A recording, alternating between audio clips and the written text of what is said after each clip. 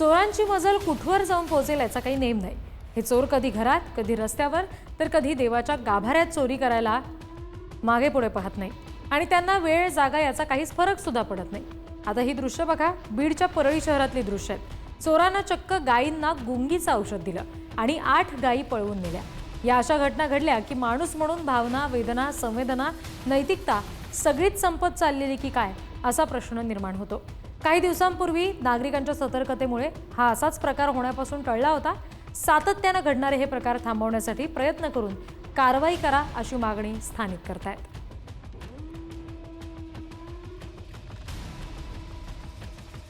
मंडळी, हा व्हिडिओ बघून तुमच्याही काळजाचा ठोका चुकल्याशिवाय राहणार नाही। ही घटना आहे तामिळनाडूमधली। तामिळनाडूच्या वानियाबडी इथे एका चौकात बैलांना अक्षरशः धुमाकूळ घातला। भर रस्त्यात हा बैल बेभानपणे धावत सुटला आणि त्याच वेळी एक वृद्ध अंध जोडपं तिथं होतं। समोर आलेला बैल त्या जोडप्याला दिसला नाही आणि त्या ठिकाणी ते आपला बचाव करू शकले नाही। तेव्हाच हा बैल या अंध जोडप्याला जोरदार धडक देताना दिसतोय। धडकेत हे जोडपं गंभीर जखमी झालंय आणि नियतीचा क्रूर खेळ म्हणावा की प्रशासनाची निष्काळजी पद्धत माहिती नाही, पण एका प्राण्याच्या कृत्यामुळे एका निराधार जोडप्याला वेदनेच्या काळात सहन कराव्या लागतात। ही घटना बघून तुमचंही मन सुन्न झाल्याशिवाय राहणार नाही। त्यामुळे पुन्हा असे प्रकार घडू नयेत म्हणून योग्य त्या उपाययोजना व्हाव्यात अशी अपेक्षा आहे।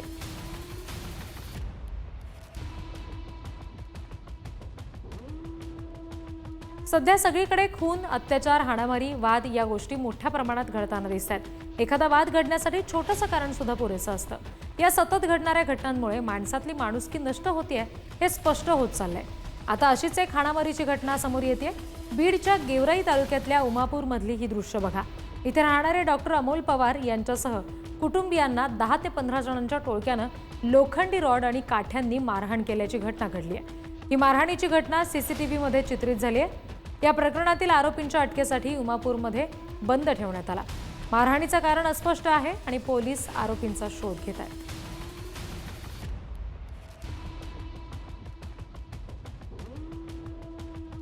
अनेक चित्रपटांमध्ये आपण आरोपींना पोलिसांच्या ताब्यातून पळून जाताना पाहिलं असेल, पण ही दृश्य आपल्या नाशिकमधली आहेत। भद्रकाली पोलीस स्टेशन बाहेरची।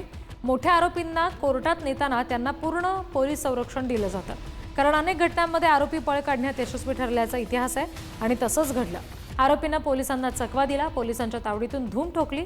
प्राणघातक हल्ला करणाऱ्या प्रकरणामध्ये आरोपीला अटक केली होती आणि त्याला न्यायालयात हजर केलं गेलं आणि मग पुन्हा पोलीस स्थानकात परतत असताना त्यानं सिने स्टाईलनं पळ काढला आणि आरोपीला पळवून नेण्यासाठी त्याचा सारथी आधीपासूनच स्कूटी घेऊन तयार होता। आरोपीनं स्कूटीवर उडी मारली आणि धूम ठोकली। अडवण्यासाठी पोलीस त्याच्या मागे पळाले, मात्र फार वेळ झाला होता। पोलिसांच्या आड पळण्यासाठी प्लॅनिंग होतं। पोलीस इतके बेसावध कसे राहू शकतात हा चर्चेचा विषय झालाय।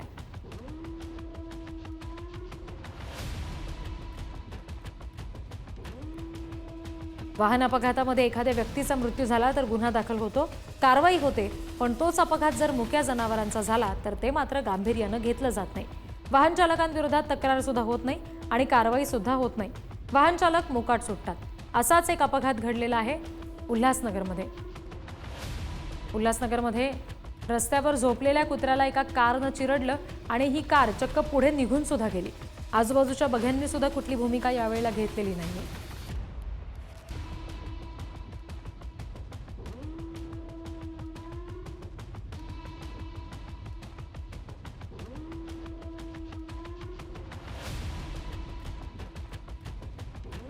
ही दृश्य आहेत नवी मुंबईमधली। आपल्या आजूबाजूला वावरणारी अनोळखी व्यक्ती नेमकं कोण आहे, कुठल्या उद्देशानं आली आहे याबाबत सतर्क राहायला हवं। नवी मुंबईच्या या घटनेची पुनरावृत्ती आपल्या सुद्धा आजूबाजूला घडू शकते। ऐरोलीमधल्या एका पेट्रोल पंपवर एका चिमुकल्यासह ही बाई आली आणि या चिमुकल्या मुलीला तिनं या पेट्रोल पंपवरच्या एका केबिनमध्ये पाठवलं। तिथे असलेली पर्स, बॅग या मुलीनं तिच्या झोळीत टाकली आणि या बाईसह ती तिथून निघून गेली। एवढ्या लहान वयात हे असे विचित्र होणारे या मुलीवरचे संस्कार तिच्या भविष्यासाठी आणि आपल्यासाठी सुद्धा घातक आहेत।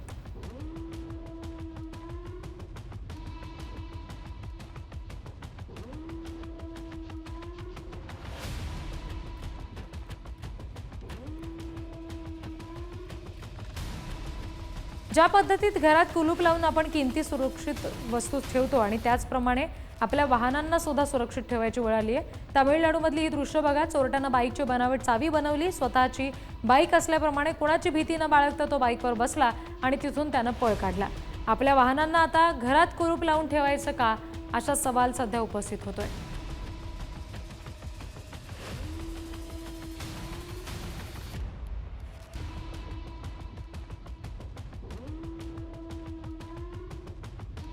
चोरी करायची म्हटली की हे चोरटे कोणत्या थराला जातील काही सांगता येत नाही। समोरच्याच्या जीवाचा काही झालं तरी त्यांना यांची चोरी महत्त्वाची वाटेल।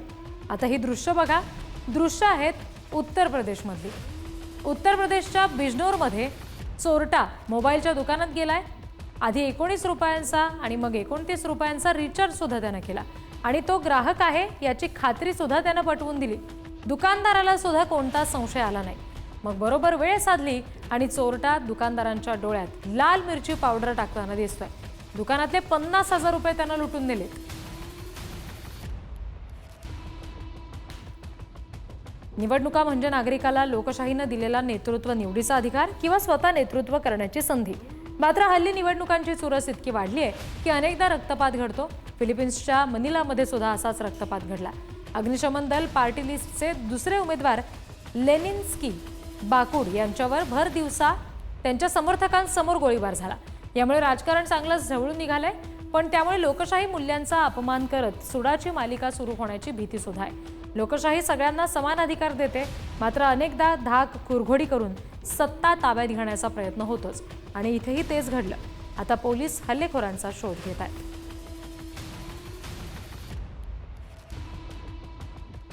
मंडळी, आजकाल चोरी करणं तर चोरांच्या अगदी डाव्या हाताचा खेळ झालाय। हे चोरटे अगदी कुठेही कधीही आणि कशीही चोरी अगदी सहजपणे करतात। असाच एक प्रकार व्हिडिओमध्ये घडताना दिसतोय। घटना उत्तर प्रदेशच्या हापुडमधली आहे।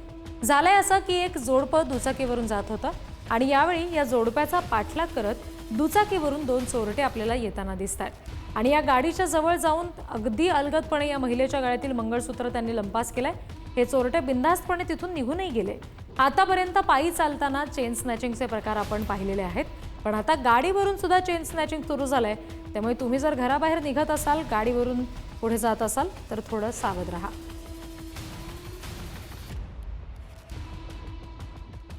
मंडळी, भरधाव वाहनाच्या अपघाताची आणखी एक घटना आता समोर आलेली आहे।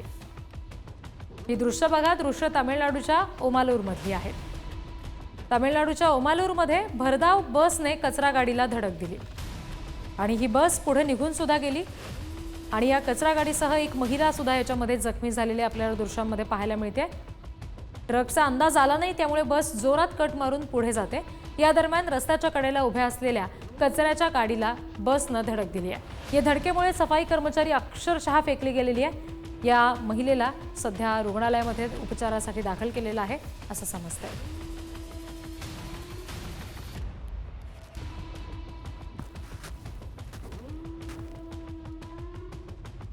Thank you.